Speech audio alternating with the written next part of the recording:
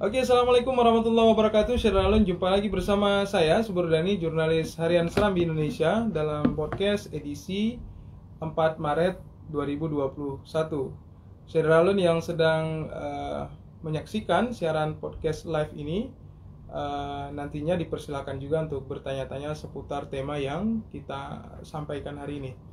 Spesial hari ini Syaralun, bersama saya sudah hadir Bapak Rektor Institut Seni Budaya Indonesia ISBI Aceh, Bapak Dr. Insinyur Mirza Irwansyah, MBA, MLA nih Pak. Nggak salah saya Pak ya? Nggak. Assalamualaikum Pak. Waalaikumsalam warahmatullahi wabarakatuh. Sehat Pak? Alhamdulillah sehat Pak Subur. Kegiatan selama pandemi di kampus tetap Pak seperti biasa? Tetap berjalan ya. Kami dulu awalnya memang daring ya. Daring ya Pak? Sesuai dengan perintah dari kementerian. Pada awal semester ini sudah mix antara daring dan luring. Oh, berarti ini sudah mulai kembali Pak? Sudah belum normal 100%. Belum normal. Diharapkan ya semester depan lah bisa normal. Ya. Karena memang kita inginkan ya normal kembali lah. Biar atmosfer akademiknya. Amin ya. Mudah-mudahan Kan? Tapi ada yang sebut tahun ini Pak tahun vaksin nih katanya, baru tahun depan itu. Ya, mudah-mudahan semua bisa tervaksin. Ya. Termasuk kami para dosen. Amin. Ya, Syaralun, hari ini kita mengangkat tema manfaat kuliah di ISBI. Mungkin Syaralun yang belum tahu ya, saya rasa udah tahu semua nih karena ISBI selama ini juga sudah sering, sudah banyak mahasiswanya. ISBI itu adalah salah satu perguruan tinggi yang ada di Aceh, khusus jurusan kesenian. Pertama sekali di Aceh ya Pak, kalau ISBI ini. Mungkin Pak sebelumnya bisa menyapa dulu nih Pak teman-teman di fanspeak serambinews.com. Silakan nih Pak. Halo, assalamualaikum teman-teman di fanspeak Serambi. Saya Mirza Irwansyah, Rektor ISBI Aceh. Terima kasih sudah diundang oleh Pak Subur Dani. Terima kasih sudah datang Pak. Serambi. Ya, dengan senang hati kita ingin membagi lah kira-kira apa saja sih. Ya, apa kegiatan yang kami lakukan di ISBI. Mungkin bagi teman-teman belum berapa mengenal ISBI, yang jelas ISBI adalah Institut Seni Budaya Indonesia Aceh, suatu perguruan tinggi seni yang bergerak di bidang seni dan budaya, dan kami adalah perguruan tinggi negeri. Itu yang paling penting. Itu yang penting. Bagi teman-teman yang belum mendengar ataupun ada yang mendengar bahwa ISBI itu swasta, kita akan klarifikasi pada hari ini bahwa ISBI itu adalah negeri, jadi perguruan tinggi negeri. Dan nggak banyak loh teman-teman institut negeri yang ada di Indonesia yang bergerak di bidang seni budaya, hanya ada 7 ya Pak. 7 ISBI Aceh, ISI Padang Panjang, ISBI Bandung dulu yang terus ISI Jogja, ISI Surakarta, ISI Denpasar, dan paling ujung ISBI Tanah Papua. Jadi, yang berarti yang maksudnya yang pertama sekali itu sebutannya ISBI ya Pak, masih institut ya? Yang pertama dulu sebutannya ISI. ISI ada 5 ISI.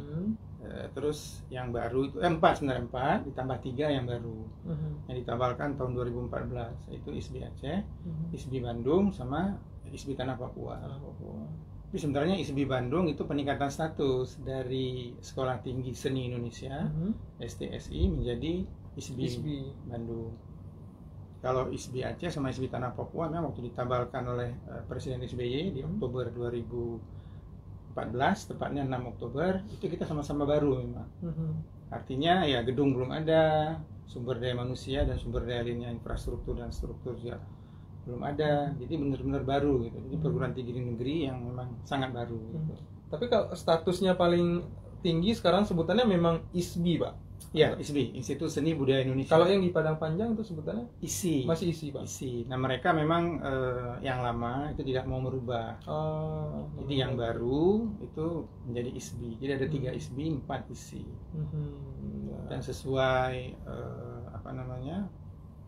pengumuman yang dilontarkan oleh Pak Nasir dulu waktu belum menjadi menteri, tidak akan ditambah lagi perguruan tinggi yang berbasis seni budaya. Kalau di universitas ya silakan aja seperti USU, ada Fakultas Seni dan Budaya. Kalau di Unsiah atau di USK belum adanya pendidikan kesenian, guru seni, drama dan musik. Baik, Syaralun, ISBI ini kampusnya itu ada di ibu kota Kabupaten Aceh Besar, tepatnya di Kota Janto ya Pak ya. Jadi selama ini ya Syaralun, kehadiran ISBI juga memberi peluang bagi siapapun yang ingin bersarjana ya, ingin mengambil ijazah sarjana kesenian ya. Karena selama ini banyak sekali pelaku seni, kemudian seniman ataupun siapapun, musisi, aktor, di Aceh yang ibaratnya tidak tersertifikasi secara disiplin ilmu ya Pak. Betul. Jadi dengan hadirnya ISBI kita rasa menjadi peluang bagi kita remaja Aceh yang ingin mengenyam ilmu disiplin kesenian Pak. Nah sekarang Pak, kalau boleh tahu nih Pak, ada berapa total mahasiswa kita nih Pak di ISBI Pak? Total mahasiswa kita yang aktif itu ya sekitar 700-an. 700-an. Ya kita juga baru menuju ke tahun ke-7 karena memang kita juga punya keterbatasan infrastruktur dan struktur, ya kita nggak bisa juga terima mahasiswa terlalu banyak karena kita gedung masih pinjam pakai dari pemerintah Kabupaten Aceh Besar. Ya, terima kasih sekali lagi kepada pemerintah Kabupaten Aceh Besar sudah memberikan pinjaman gedung buat kami gitu. Insya Allah kita sudah ada AMDAL, DED dan master plan, ya mudah-mudahan 2021 akan dapat bantuan dari negara atau pemerintah Indonesia. Kita bisa bangun kampus ISBI tercintanya lah supaya tidak pinjam lagi gitu. Ini pasti kampus ISBI ini pasti unik nanti jadinya nih Pak. Kita di sana memang unik. Kita kan kalau konsep seniman itu kan dia bisa belajar dimanapun, di ruang terbuka bisa, di dalam kelas bisa. Jadi kampus kita memang kita manfaatkan seperti itu rencananya. Apalagi konturnya juga mendukung. Jadi naik turun kontur kita manfaatkan. Nah, mudah-mudahan bisa terwujud lah. Dibangunnya kampus ISBI memang secara bertahap ya 5 tahap gitu. Nah bicara tadi soal swasta negeri Pak, di Jakarta kan punya yang paling terkenal itu IKJ ya Pak. IKJ, perbedaannya apa Pak dengan ISBI atau ISI tadi? Kalau IKJ tentunya salah satu institut seni yang sudah lama berdiri. Itu dulu awalnya kan punya pemerintah DKI Jakarta, atau tepatnya kalau saya nggak salah itu Dinas Kebudayaan DKI. Nah, mereka setahu saya tidak ingin dinegrikan memang. Oh, berarti memang sampai sekarang swasta. Sekarang masih swasta. Tapi nggak ada masalah, sekarang kan ada badan akreditasi yang akreditasi program-program studi, baik dia perguruan tinggi negeri atau swasta. Jadi standarisasinya sudah jelas sekarang. Anda swasta, Anda negeri, ya tetap harus terakreditasi. Begitu. Jadi ya biarkan para mahasiswa memilih. Nah, tentunya berkuliah di negeri kan ada benefitnya, uang kuliahnya lebih murah, dan juga yang pasti kalau kuliah di universitas atau institut negeri pasti disubsidi oleh negara. Itu pasti. Jadi kalau ada mahasiswa bilang gue bayar sendiri, itu salah.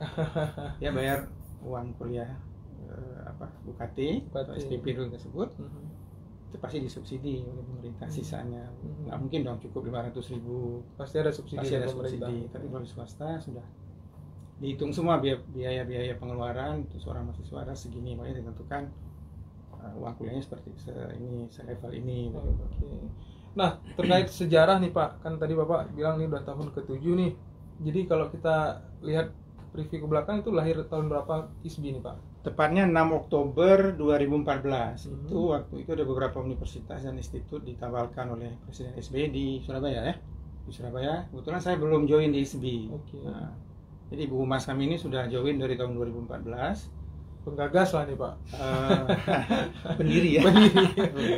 Jadi kalau saya baru join itu di awal November 2017. Tapi dari cerita ISBI ya awalnya memang ada 4 rencana pendirian ISBI di Indonesia, yaitu ISBI Aceh, ISBI Sulawesi Selatan, ISBI Kalimantan Timur, dan ISBI Papua. Awalnya namanya Papua. Nah, tetapi berkembang menjadi ISBI Tanah Papua karena masyarakat Papua menginginkan jangan Papua saja, Tanah Papua. Jadi untungnya masyarakat Aceh nggak minta ISBI Tanah Aceh gitu.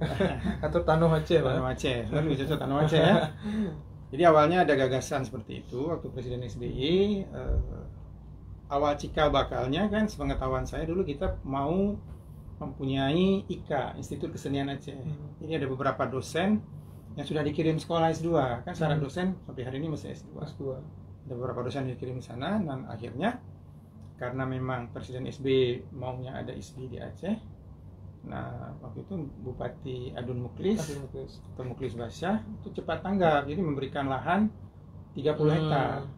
Nah, syarat untuk berdirinya suatu institut seni harus punya lahan yang sudah di negeri atau sudah dialih-namakan menjadi Kementerian Kebudayaan dan Pendidikan dan Kebudayaan pada waktu itu. Waktu menterinya Pak Muhammad Nuh. Nah, jadi dengan adanya sertifikat tanah yang sudah menjadi milik kementerian yang berbeda dari awalnya dalam negeri menjadi Pendidikan dan Kebudayaan, akhirnya ditambahkanlah ISBI Aceh di Surabaya tanggal 6 Oktober 2014. Itu termasuk lokasinya sudah ditentukan saat itu Pak? Sudah. Berarti Sesuai istilahnya dengan gayung bersambut lah. ya, nih, gayung bersambut Muklis. sesuai dengan lahan yang diberikan oleh Bupati Muklis Basah pada waktu itu. Jadi sekali lagi terima kasih kepada Pak Tan Bupati Muklis Basah yang telah memberikan lahan lah 30 hektar 30 sesuai hektar. dengan persyaratan minimum. Nah, Dan nanti bangunan yang akan dibangun infrastruktur di ya, lahan di situ, itu. di lahan itu. Jadi DED kami memang di situ.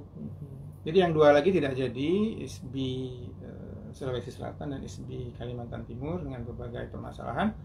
Akhirnya hanya dua, ISBI Aceh dan ISBI Papua yang akhirnya berganti nama menjadi ISBI Tanah Papua.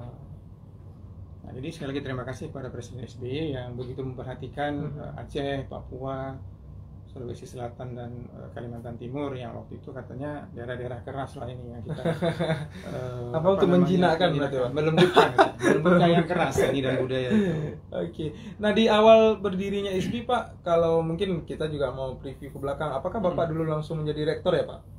Belum, saya belum jadi rektor. Waktu itu masih berafiliasi dengan ISI Padang Panjang. Ini sebagai pembinanya ISI Padang Panjang.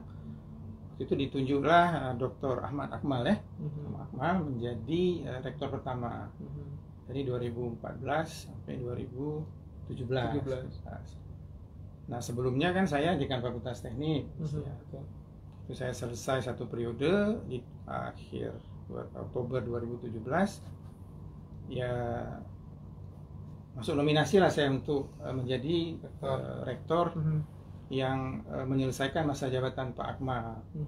Kan jabatan rektor itu 4 tahun, jadi beliau dari 2014 harusnya sampai dengan 2018. Tapi dengan berbagai pertimbangan kementerian, beliau tidak dilanjutkan 1 tahun terakhirnya, jadi ditunjuklah saya. Tentunya ada proses penunjukan. Menurut saya, yang saya tahu tidak saya sendiri calonnya, ada beberapa, ada 3 calon. Tapi alhamdulillah diberi kepercayaan kepada Putra Aceh sendiri untuk memimpin ISBI. Jadi saya menjadi rektor 1 tahun terakhir. Nah, begitu 1 tahun terakhir, tugas Pak Menteri itu adalah saya membentuk senat. Sekarang berarti senat ada senat, karena waktu itu belum ada senat. Dan akreditasi, itu aja pesan Pak Menteri, dulu masih Pak Nasir. Akhirnya teman-teman ya merasa ini mungkin Pak Mirza bisa lanjut ke yang definitif. Jadi kita buka seleksi terbuka rektor. Ada 4 calon, waktu itu yang memenuhi syarat 3 calon, dan terpilihlah saya menjadi rektor definitif ISBI Aceh dari 2018 sampai dengan 2022. Insya Allah akan berakhir di tanggal 20 Desember 2022. Tapi insya Allah lanjut lagi Pak. Kita lihat nanti, tergantung dari teman-teman ISBI lah, kalau masih menginginkan atau bagaimana nanti. Kalau akreditasi sekarang Pak, boleh tahu Pak, ISBI sudah akreditasi sudah 5 program studi itu terakreditasi C. Saya nggak malu-malu menyebutkan akreditasi C. Kenapa kita dapat C? Yang pertama ya sumber daya manusia kita masih kurang. Habis itu dosen-dosen juga baru semua. Kepangkatan mereka masih asisten ahli. Ini baru tadi saya tanda tangan 2 dosen menjadi lektor. Artinya ada peningkatan.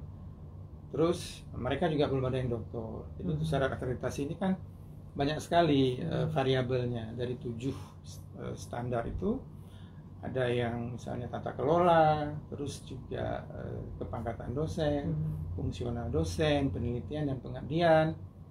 Nah awal-awalnya kan belum ada penelitian dan pengabdian itu. Jadi sejak saya di situ ya kita benahi akreditasi. Alhamdulillah ya 5 program studi sudah terakreditasi C, dan ini prodi terakhir akan diakreditasi secara daring juga di tanggal 8 untuk program studi S1 seni teater. Nah, sekarang kami sedang mempersiapkan akreditasi perguruan tinggi atau yang lebih dikenal dengan APT. Itu udah pakai standar baru, jadi sekarang 9 kriteria. Dia lebih berbasis output dan on-cam sekarang.